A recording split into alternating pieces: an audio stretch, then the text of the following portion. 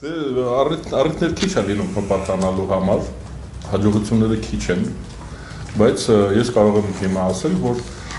մենք կարող ենք հպարտանալ։ Մենք ապացուցեցինք աշխարհին, որ եթե պայմաններ ստեղծվեն, մենք կարող ենք անցկացնել ազատ, թափանցիկ, արդարացի ընտրություններ։ Ղարաբաղցիները դա ապացուցեցին։ Դա նշանակում է, որ մենք բոլորս այդպիսի մշակույթ ունենք։ Ընտրակեղծիքը մեզ խորթ է։ Դա ես կարող եմ ասել, որ ես դրա համար շատ ուրախ եմ եւ ձեզ բոլորիդ շնորհավորում եմ։ Շնորհավորում եմ նաեւ մամուլի օրվա կապակցությամբ։ Փառքասու այդպիսի հնարավորություն ունենք մենք մեր կարծիքը հայտնելու։ Դա շատ լավ է։ Ուրեմն իմ կարծիքով շատ հետաքրքիր օրինակ կարող է լինել մեզ համար։ Նաև Հայաստանի Հանրապետությունում սպասվելիք ընտրություններում մենք պետք է ուղղակի դեսանտ հրավիրենք Արցախից, Ղարաբաղից դեսանտ պետք է հրավիրենք ընտրությունները կազմակերպելու։ Մենք հրավիրած այլ պաշտոնյաներ, այլ միջոցառումներ անցկացնող դեսանտնիկներ ունենք Արցախից, դեռ կարծեմ նույնիսկ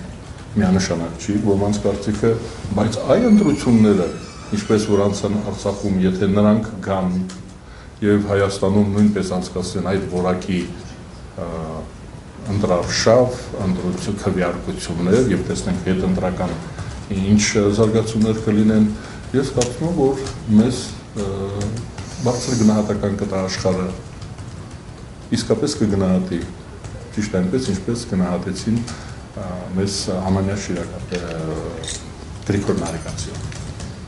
Գոհեմ ես ընտրությունների արդյունքներից։ Կարծիքի ինչու Ամերիկան նման կերպ արձագանքեց, ինչպես միշտ, հա։ Չէ, ամբողջ եւ Եվրոպան եւ մյուս բոլոր պետությունները, որովհետեւ չեն ճանաչել եւ մենք էլ չենք ճանաչել, բարձր է որ պետք է ասեն, որ մենք չենք ընդունում նրանց ընտրությունների արդյունքը կամ ընդհանրապես փաստը, բայց ամենայն դեպս ես համանախագահների, Մինսկի խմբի համանախագահների գնահատական ավելի իրատեսական եմ համարում, երբ որ նրանք ասում են, որ դա Լեռնային Ղարաբաղի ժողովրդի իրավունքն է իր ընտրությունները կազմակերպելու եւ իր իշխանությունները ձևավորելու։ Սա արդեն ճանաչում է, որովհետեւ իրենք արդեն իսկ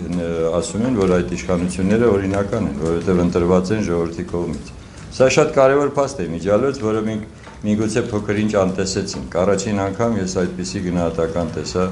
Մինսկի խմբի համանախագահների կողմից։ Ինչ վերաբերում է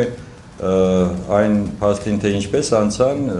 ես ճիշտ ասած չեմ հիշում, որ Լեռնային Ղարաբաղում ընտրությունները անցնեն ինչ-որ այնպիսի խախտումներով, ինչպիսին եղել են Հայաստանում։ Եվ սա արդեն խոսում է նրա մասին, որ այնտեղ անհամեմատ ավելի միասնական են իրենց գաղափարների եւ նպատակների վերաբերյալ, քան բուն հայրենիքում Հայաստանում։ Եվ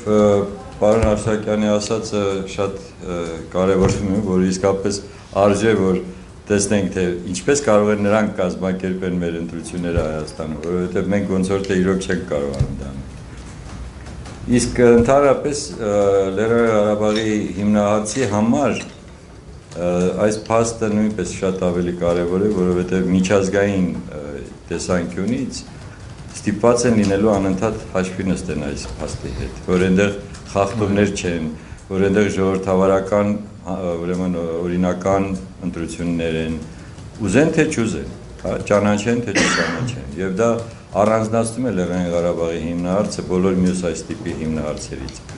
Այս առումով ես կարծում եմ, որ իհարկե մենք իրոք հաջողություն է եւ բոլորից։ Ինչու մյուս երկրներն էլ Լեռնային Ղարաբաղի ժողովրդի իրավունքի տեսանկյունից չեն նայում ինչպես, հա, Մինսկի խմբը, որտեղ իրենց իրավունքն է։ Թե պարզ է ինչու, հա, ներողություն։ Լեռնային Ղարաբաղի Հանրապետության կարգավիճակը այնպիսին է, որ հենց այն ձևաչափը, որով որ աշխարհը հայտարարում է իր վերաբերմունքը ընտրությունների կյանքը կազմակերպելու, մենք ասենք այսպես, դա ոչ միայն ընտրություններ էին, այլ Ղարաբաղի ժողովրդի իրավունքը իր կյանքը կազմակերպելու եւ կառավարելու կառավարման ժողովրդավարական այդ ձևը աշխարհը չի կարող չնկատել եւ չի կարող հոգեվորել, գոտեպնդել Այսինքն այդ բոլոր հայտարարությունները չեզոք հայտարարությունները, նույնիսկ այն հայտարարություն, որ ասում են մենք չենք ճանաչում, այդ ընտրությունների արդյունքներում Ղարաբաղի կարգավիճակը չի փոխվում, այդ հայտարարությունը հենց ինքը փոփոխության նշան է, այսինքն դա հենց ճանաչելու, ժողովրդավարական ճանաչելու մեծ հայտարարություն է, ես մտածում եմ, որ բանի խնդիր կա, գաղափարը խմբագրելու, ձևակերպելու եւ բանի խնդիրն է, ոմանք պարզապես կրկնում են այն ինչ որ ընդունված է, վաղուց է ընդունված, դա այդ կյանքը կազմակերպելու մասին կարող էր այնտեղ եւ բռնակալ լինել, զինվորական խունտա կարող էր լինել Ղարաբաղում, մենք գիտենք, որ որոշ այդպես ասած չճանաչված երկրներում ուղղակի խունտա է կամ չգիտեմ ինչ կարգեր են լսել եմ ես մամուլով բանում շատ էր խոսում որ օրինակ մարդու օրգաններ են վաճառում դառնում են դրանք նարկո եւ զենք վաճառելու կենտրոններ եւ այլն Փառքացող Ղարաբաղը աչքի է ընկնում հենց իր ժողովրդավարության օջախ լինելով չորրորդ ընտրություններն են ազատ ընտրություններ են համեմատաբար տարածաշրջանի կարող եմ ասել որ տարածաշրջանի ամենաազատ ժողովրդավարական եւ թափանցիկ ընտրություններն են կազմակերպում Ղարաբաղցիները մի փաստ բերենք որ Ալի Հասանովը վեր կնա ասի թե այ մարդ բան չէինք մենք Հռոմի պապին այսքան նվերներ անում ինչ էինք փող տալիս որ այդ կատակոմները ուրեմն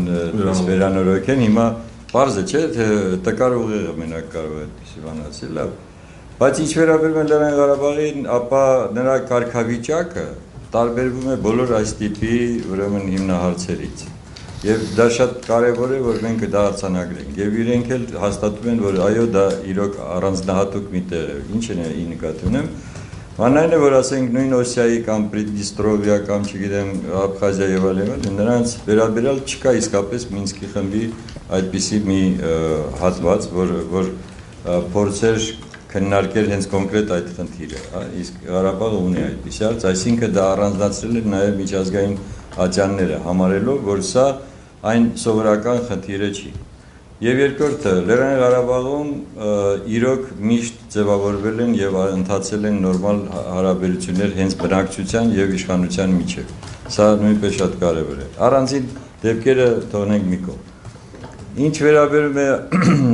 այսօրվա իրավիճակին, ապա ես կարծում եմ, որ Ադրբեջանը ինքը արդեն իսկ հաստատեց, որ ինքը իրավունքներ չունի հայերին կառավարելու առումով, որովհետեւ ոչ մի կերպ հաշվի չի նստում նրանց իրավունքների նկատմամբ որևէ մի այսպես ասած հարց չի առաջանում որպեսզի նրանք հարաբերվեն եւ փորձեն իրար հետ քննարկել եւ ես հիմա շատ ուրախ եմ որ վերջապես նորից վերադարձանք միացում գաղափարին երբ որ Բակո Սահակյանը խոսում է նրա մասին որ իրենց հիմնական նպատակը դա Հայաստանի հետ միավորվելն է որովհետեւ այլ խնդիր այլ լուծում Լեռնային Ղարաբաղի համար չկա։ Չի կարող պատահի լինի անկախ պետություն պարզ պատճառով, որ մենք միշտ ասել ենք, որ դա մեր հայրենիքի մի մասն է։ Եթե մեր հայրենիքի մի մասն է, ապա նա պետք է լինի հայրենիքի կարգավիճակի դրան համապատասխան։ Այսինքն այս առումով ես ուրախ եմ, որտեղ ժամանակին շատ էին խոսում, որ մենք Հայաստանի հետ կապ չունենք, գործ չունենք, չգիտեմ Հայաստանը Ղարաբաղի հետ գործ չունի, այտենց այդ մոտեցումները շատ խանգարեցին իմիջիալոց, հատկապես 90-ականներին։ Եվ այս պահին ուրեմն այդ ուղղությունը եթե մենք շարունակենք եւ իսկապես ներկայացնենք, միշտ ասել եմ, հիմա էլ եմ կրկնում։ Մինչեւ մենք դրանց ստիպենք դուրս գալ իրավական դաշտ, միջազգային իրավունքի նորմերին համապատասխան մենք այդ հարցի լուծումը չենք ունենալու։ Մենք պետք է կարողանանք միջազգային հանրության հետ միասին այս հարցը ձևավորել եւ ներկայացնել միայն ու միայն իրավական տեսանկյունից։